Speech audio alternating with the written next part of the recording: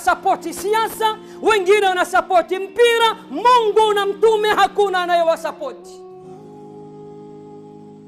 Ukimpelekea swala msikiti na kujibu, na mimi na ujenzi kama huo unajenga msikiti, na hapo na nakutolea nje. Kwani kuna ubaya gani ukitoa milioni 1 ukasema huku unajenga na huku nachangia? Huenda ule msikiti ule uchangia ukakupa fadhila kuliko ule ujenga mzima mzima. Mmesahau kile kisa kilichotokea Saudi Arabia, kilichohadithiwa na mmoja ya mashekhe wakubwa. Tajiri alijenga msikiti. Ujenzi ulipoanza akasema, sitaki mchango wala msaada wa mtu yoyote yule, na kuwachimbia mkwara wale mainjinia na makontrakta. Bibi mmoja, bibi kizee, hana mume, watoto washafariki, kazi yake anaokota makopo, anamka swala ya alfajiri, anakwenda katika majalala, anaokota vyakula vilivyotupwa na Waislamu wenye shibe. Akanunua tofali yake moja, akasema, nyumba ya Allah, nataka na mimi nichangie tofali langu hili. Tajiri akakataa katu. Akamuona huyu ni anamletea gundu, anamwekea usiku, akamfukuza. Mama akaondoka. Siku ya pili alimvizia wakati hayupo, akawajia wale mafundi, akawapa tofali. Mafundi kwa imani, kwa uchungu, machozi yanawatoka, wakasema hawezi kujua, tutachakachua, tutachanganya na matofali yake. Hatimaye msikiti umekamilika. Cha kushangaza, ule msikiti wote ule, sehemu inayotoa nuru inang'aa, tofali moja tu. Subhanallah, subhanallah.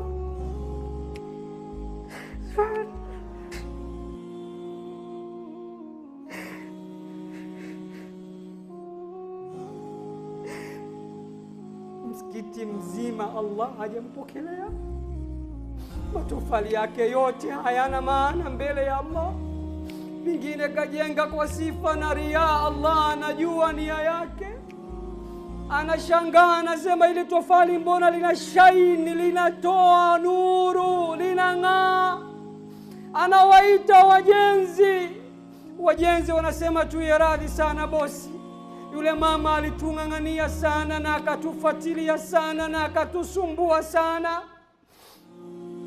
Yule mama baada kuona tumemhurumia, tukaamua kuchanganya tofali lake na matofali yako, na hatimaye tofali yake ndo hili linatoa nuru kuliko matofali yako.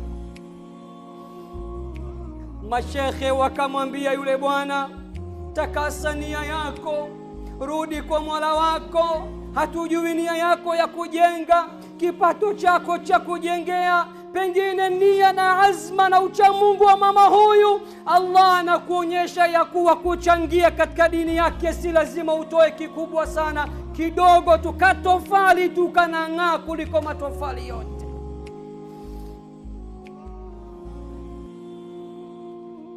Wako wapi wafanya biashara wakubwa? Waislamu wanateseka sana. Waislamu wana hali mbaya sana katika nchi hii. Misikiti yetu ina hali mbaya, madrasa zina hali mbaya, walimu wa Qur'ani wana hali mbaya. Ni omba wengine kazi yao kutoa milioni 15, 20 kwa wachezaji wa mpira.